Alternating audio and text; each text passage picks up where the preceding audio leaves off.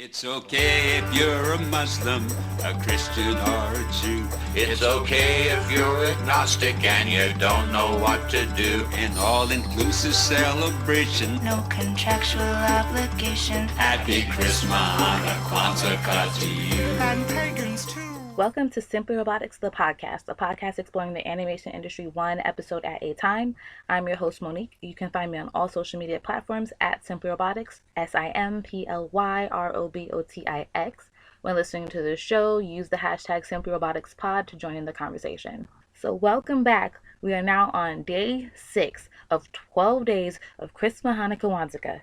And if you are new here, if this is your first time listening to one of the episodes in this series, I am podcasting for 12 consistent days about animated holiday specials. So they can be movies or TV shows or episodes or whatever have you. And we're talking about it. Today, we are talking about the 1993 movie Nightmare Before Christmas. So it was directed by Henry-Hudson and produced by Tim Burton, which I had to clarify because it's always spoken about as Tim Burton's Nightmare Before Christmas, and this is because Tim Burton did conceptualize the film. However, he did not direct it. He produced it, and he did a whole bunch of other things in relation to it, which I'm going to talk about a little bit later. Just in case you have no idea what I'm talking about, if you've never stepped into like a Spencer's or Hot Topic and you're just like, what?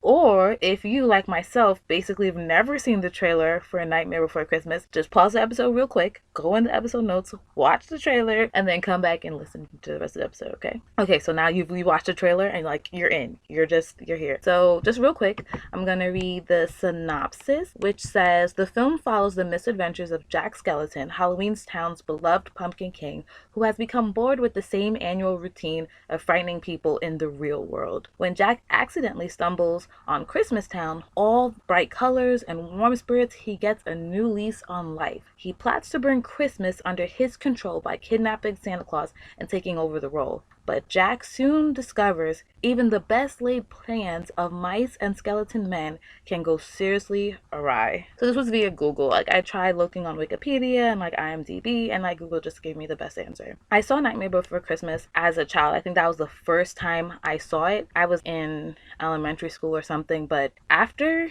maybe like high schoolish, junior high-ish, I really haven't seen the movie in its entirety in years. So watching it for this episode, I was like actually, how did this whole Santa Claus thing actually come about? Watching the movie, I was like, how do we get here? There was so much I forgot. Like, The Nightmare Before Christmas is one of those movies that's watched definitely Halloween time and Christmas time. You know, it's luckily can serve two purposes like that. But I usually just like skip it most of the time because I'm like, oh yeah, I saw it. I'm really not in the mood for it. And it was really good forcing myself. I'm saying forcing, which is very loosely, but like, you know, forcing myself to sit down and watch this. So yeah, I'm pretty sure I saw this in elementary school. I was probably in after school because they showed us a lot of movies in after school. Like we did our homework, played some games, watched movies. Was very surprised that I wasn't more afraid of this as a child rewatching it as an adult. I was like, I would have been scared of this and that, the music, this character. I'm like, how did I watch this as a kid? But it's probably because I watched it in after school with a whole bunch of other people in the with the lights on, like in a gym. So there's that. Now watching it at like 30, I have a completely newfound admiration for I am hitting my mic and I have to like watch my hands because I'm sure you heard that. So yeah, so I have a new like admiration and appreciation for the animation. A Nightmare Before Christmas is stop motion, which means like they're like puppets or animatronics, what have you. I didn't really watch behind the scenes stuff for this episode, and they, you know, pose the puppet, take a picture, pose the puppet, take a picture, and do all that stuff. But when you think about how many in one scene, how many moving elements there are just in this one moment, that's multiple people had to adjust things and take the picture and make sure that the same things that are supposed to be moving are moving and what's not supposed to be moving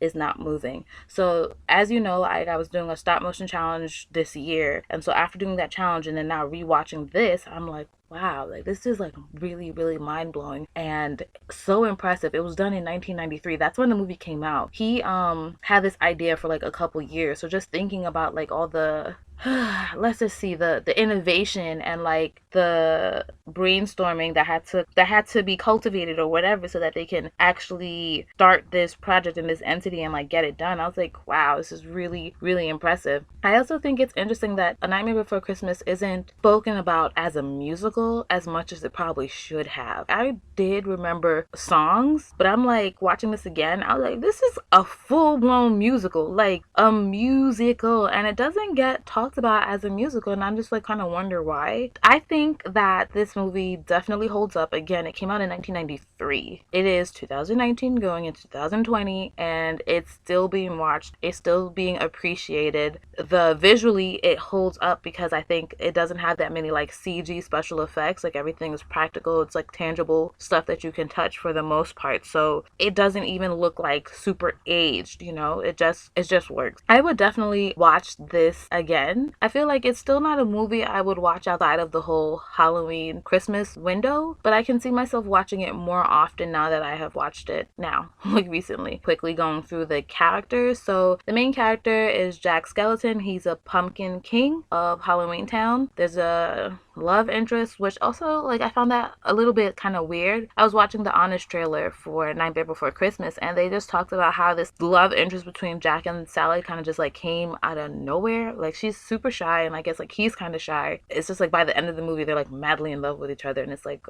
what? Sally is a rag doll slash scarecrow like creation by Finkelstein, and she has a growing love for Jack. She's a toxologist who uses various types of poison to liberate herself from the captivity of Frankenstein. She's also psychic and has premonitions when anything bad is about to happen. So that's like a little bit of foreshadowing. I don't know, like it could be a possibility that you haven't seen this before and I don't want to spoil it. But yeah, Sally is a ragdoll. She gets, her character gets cosplayed a lot, and I usually like just about every cosplay of her. She was made by Finkelstein, you know, play on Frankenstein. Yeah, I think she's a pretty okay character. It actually probably would have been nice to see a little bit more of her character development at some point. Dr. Finkelstein, he's a mad scientist and the father, quote, quote, of Sally. He's listed in the credits as only evil scientist, and his name is actually only said once in the film, so that's like a fun fact. There's the mayor of Halloweentown. He's an enthusiastic leader who conducts town meetings. His wild mood swings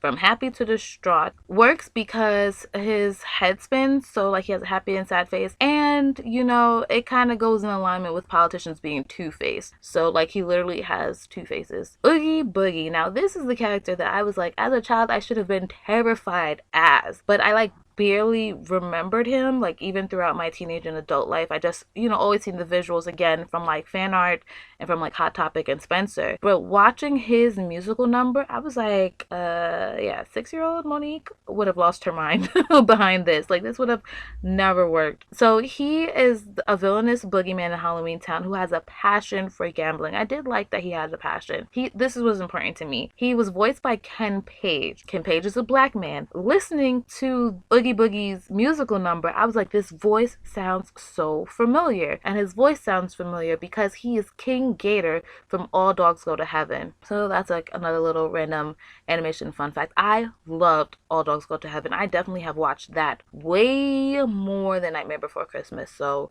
I also just thought it was cool because it was a black voice actor, and I had like no idea really that black people participated or contributed to this film. Even on that level, I'm sure there's like tech people, black people that worked on this. So moving forward, the last character I'm going to point out is Santa Claus. He is the leader of Chrismastown. Santa Claus is responsible for the annual celebration of Christmas when he delivers presents to children around the world. The voice of Santa Claus also is the narrator of the film in the beginning. So the visual style of this movie is pretty dark, which makes sense because it's like Halloween. So they really, really nailed the in the night time of feel, like the fogginess and like the spooky elements. It translates completely across. And even when Jack Skellington goes to Christmastown, you know, they made sure that it's like a stark contrast between Halloweentown, and I thought that was pretty good. The character designs really lend themselves to this world that everything is taking place. Like some characters like Jack Skellington are very like thin and like long. Santa Claus and Oogie Boogie, they're really like round, and I feel like each character really commands their space on screen very, very well, and they have very good silhouettes. You kind of don't lose a lot, especially the main characters. Obviously, you don't lose them, or they don't compete with the background. But I even think some of the minor characters, like everyone, holds their own screen space and time. As far as animation style, it's stop motion. It does have some 2D, like traditional animation special effects, which I thought were pretty cool. As far as storytelling, I feel as the storytelling was really, really well done. Even after rewatching it all these years, I found myself being very invested in the story, and I think that's also because there was so much I didn't remember. I just was like, still like I was just very tuned in. Like I remember pieces of the film, so just wanting to see how things connected. And this kind of goes back to the way that, or how I said that it would hold up over time. I feel like it's very, very good pacing. It piques your like curiosity. Like you kind of want to know why things are happening or how did we get here. And I think that even though it's like a simple story about maybe how like the grass isn't greener on the other side, it's told in a way that we're not beaten over the head about that.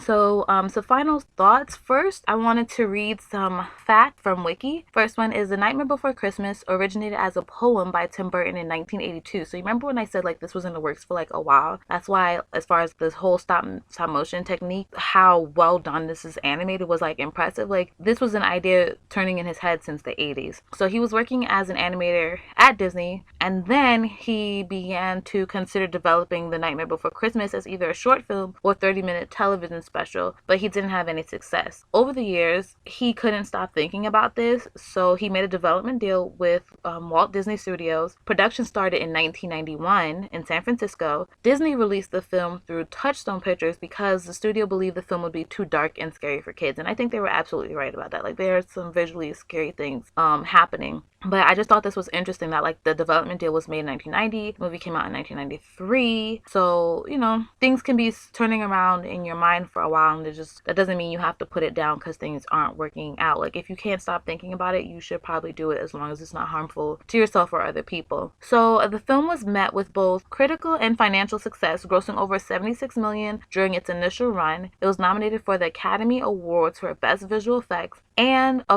which was a first for an animated film.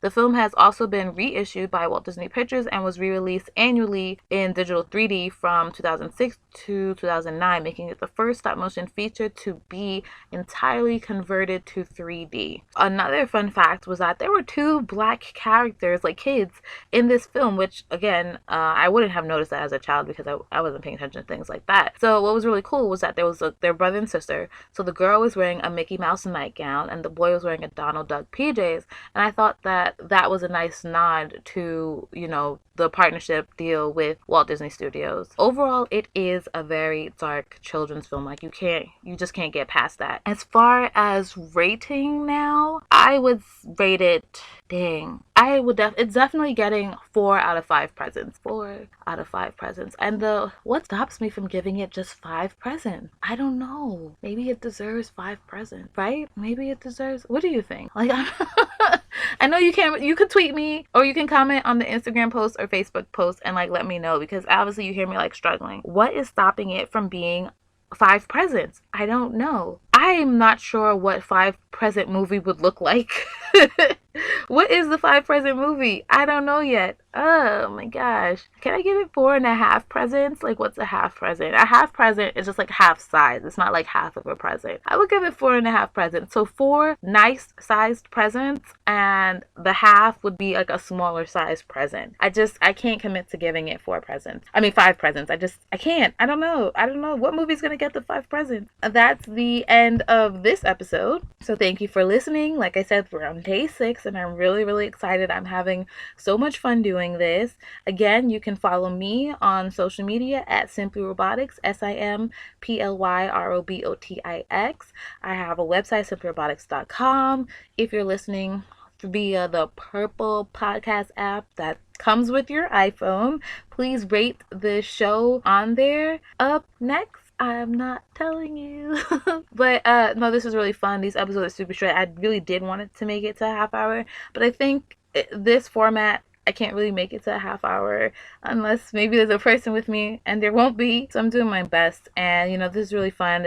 I'm having a really great time, and I hope you all are also having a great holiday season. Thanks again. Also use the hashtag SimpleRoboticsPod to join in on the conversation, and until tomorrow, bye. Happy Christmahanukwanzakah to you.